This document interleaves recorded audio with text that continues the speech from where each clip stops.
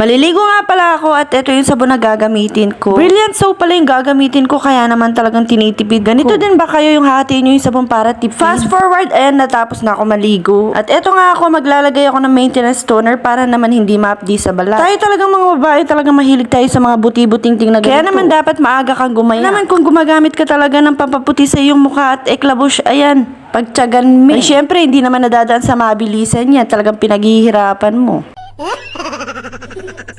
After ko nga maglagay ng toner at syempre, hindi natin dapat kalimutan ito. Sunblock pala ng Brilliant itong ginagamit ko kaya naman super protection yung face natin. Aba dapat lang dahil sobrang layo ng pupuntahan namin. Pupunta nga pala kami ng Pitabakan dahil piyesta doon. Taga doon kasi yung asawa ko kaya naman pupunta tayo doon. Dahil nga Sunday ngayon at walang pasok kaya kasama ko yung mama ko. Hey, sobrang kapali kalisangan. Diyos ko. Eto nga pala yung mga anak ko. Diyos ko, ne. Ko lang si Boy Basics at saka si Boy Laway. Chance kaya. At syempre, for the outfit ng first one, ayan, ako. Ganda yarn, sino ka dyan? At syempre, nag-makeup ako sa araw na to, bakit ba?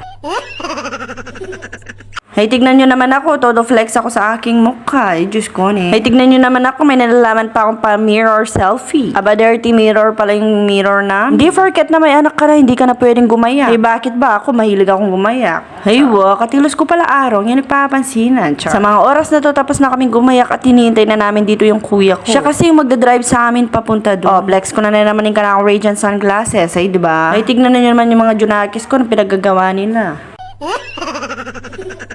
Bilang nanay, bago ko igayak yung sarili ko, uunahin ko muna yung mga anak ko, syempre. Talagang yak mapamiblas ko nga, nakiyak buling dosi. Ganito kagit yung anak mo, mapapa-thank you Lord ka na.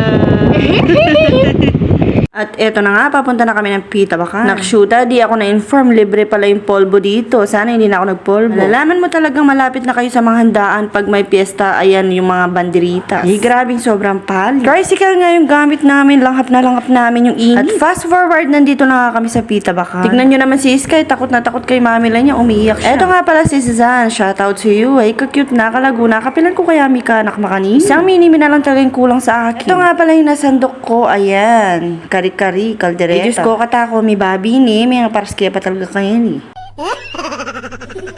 Dahil nga super special sila sa amin, talaga naman dadayuhin na. Kadakal na handang apololeng, char. Dahil nga hindi ako nagugutom, kaya naman hindi na ako bumalik para kumuha ulit. Talaga naman dinayuhan namin itong libreng pa-swimming. Talaga namang tuwang-tuwa yung anak ko dahil ngayon lang siya nakapag-swimming. Ay sabi ko nga sa kanya, maligo na lang siya sa batcha, char. Hello guys, Boy Basic C. Pagdating ko nga hindi ako kumain, nanligo na ako. Ngayon pa ako nakaligo sa swimming pool. Punta namin yung libre na swimming pool. Dito lang kaya Apololeng. Shoutout sa'yo, mga pinsan ko. At siyempre, uuwi na kami. May napapalot pa ni mama. Saraw nyo talaga, pasaraw nyo talaga. Thank you po, Apololeng. Thank you din, Mamila. Shoutout to you. Like and subscribe. Kaya pala may nun ako sisiw. Yun lang naman, guys.